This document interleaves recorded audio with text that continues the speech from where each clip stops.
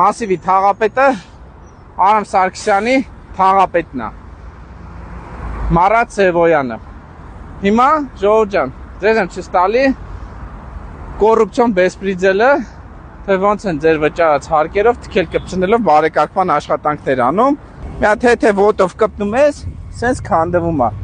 Արամ Սարգսյան,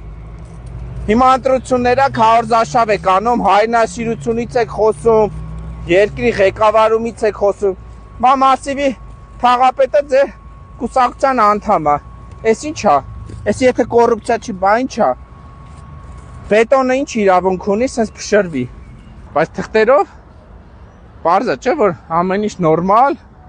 սա չոտկի տեղը տեղի դուրս են գրում։ Տեսեք։ Էսի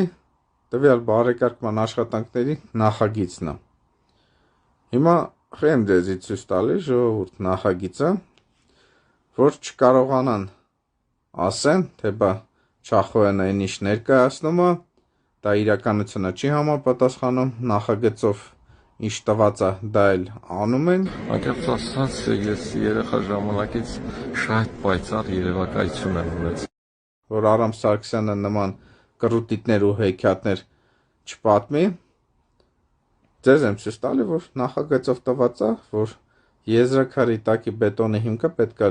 լինի 6 դասի բետոնի հիմք, այլ ոչ թե այդ թքած կպցրած, ասենց ասած ցեխաջուրը, որը ես ձեռով շատ հեշտությամբ փշրեցի։ Այսինքն բոլորի համար ակնհայտ է, չէ՞, որ եթե բետոնի հիմքը անեի նախագծի համաձայն 6 դասի, ես չէի կարողանա փշրեի։ Բայց իրականությունը այնա, ինչ կա, բերել թքել կպցնելով ցեխաջուր են լցել, իբրև թե էդի 6 դասի բետոնի հիմքա, որը դա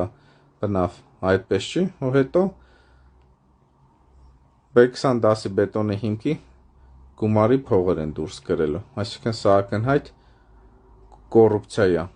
այսինքն թքել կպցնելով բարեկարգման աշխատանքներ են անում, հետո գումարներ են դուրս գրել։